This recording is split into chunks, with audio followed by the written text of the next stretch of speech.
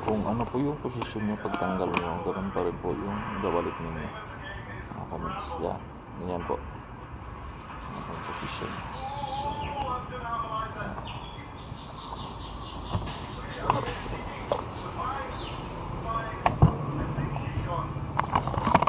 Set natin ito bagong oil set.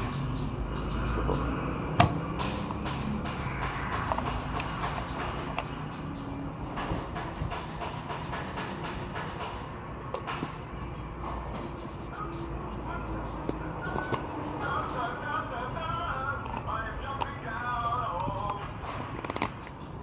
Tingnan ko natin siya.